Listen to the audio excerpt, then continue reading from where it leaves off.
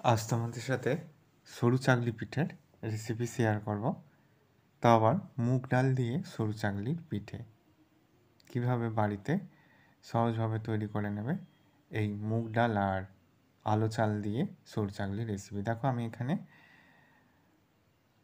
আলো চাল বা আতপ চালকে ভিজিয়ে রেখেছিলাম আর ভিজিয়ে রেখেছিলাম মুগের ডালকে। আমি এখানে আতপ চাল নিয়েছি 300 গ্রাম মতো আর মুগের ডাল নিয়েছি 50 গ্রামের মতো। প্রথমে আতপ চালটাকে মিক্সারের মধ্যে বেটে নিলাম। দেখো, বেটে নিয়ে একটা পাত্রের মধ্যে নিয়ে নিয়েছি। এবার মুগের ডালটাকেও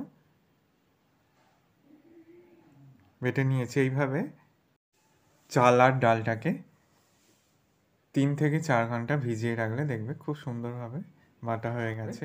দেখো, ব্যাটারটা ভালো করে নয়, আবার খুব চাল ডালটাকে একসাথে মিশিয়ে নিয়ে এইভাবে ব্যাটারটাকে রেডি করে নিয়ে এবার ওভেনের মধ্যে তাওয়া গরম করে নিয়ে 1 হাতা ব্যাটার দিয়ে এইভাবে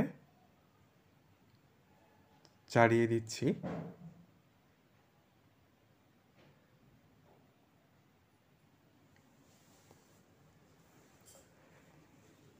এইভাবে প্রত্যেকটা সরু চাকলি জালিদার হবে। তোমরা দেখেই বুঝতে পারছো কতটা জালিদার হয়েছে।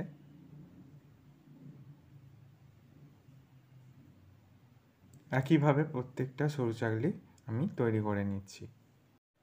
তৈরি হয়ে গেছে আতপ চাল আর মুগ ডাল দিয়ে সরু চাকলির দুর্দান্ত স্বাদের রেসিপি। একবার এইভাবে কড়াইয়ের ডাল ছাড়াই মুগ ডাল দিয়ে সরু চাকলি বানিয়ে দেখতে পারো, ভীষণই ভালো লাগবে। আশা করি আজকের এই সরু চাকলির রেসিপি তোমাদেরও ভালো লাগবে।